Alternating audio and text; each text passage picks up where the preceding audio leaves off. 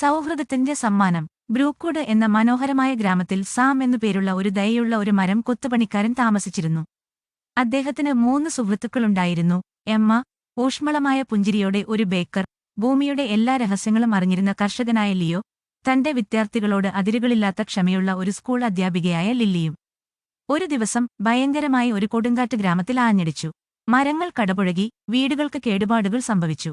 സാമിന്റെ ചെറിയ വർക്ക്ഷോപ്പ് നശിപ്പിക്കപ്പെട്ടു. അയാൾ രക്ഷിച്ച ഉപകരണങ്ങൾ അല്ലാതെ മറ്റൊന്നും അവശേഷിപ്പിച്ചില്ല.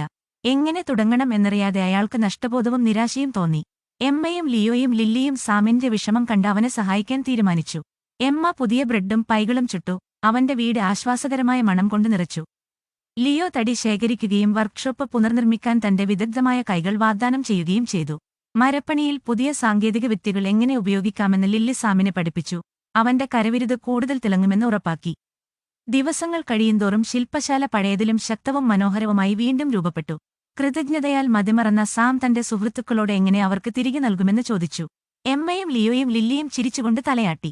എമ്മ പറഞ്ഞു, സൗഹൃദം എന്നത് ഉപകാരങ്ങൾ തിരിച്ചെടുക്കലല്ല, ഇത് പരസ്പരമുള്ളതിനെക്കുറിച്ചാണ്. ലിയോ കൂട്ടിച്ചേർത്തു, നമുക്കെല്ലാവർക്കും നമ്മുടെ പോരാട്ടങ്ങളുണ്ട്.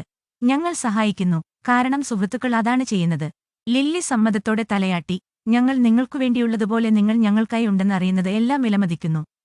യഥാർത്ഥ സമ്മാനം തന്റെ വർക്ക്ഷോപ്പിന്റെ പുനർനിർമ്മാണം മാത്രമല്ല, പങ്കിടപ്പെട്ട സ്നേഹത്തിന്റെയും പിന്തുണയുടെയും പറയാത്ത ബന്ധമാണെന്ന് സാം തിരിച്ചറിഞ്ഞു.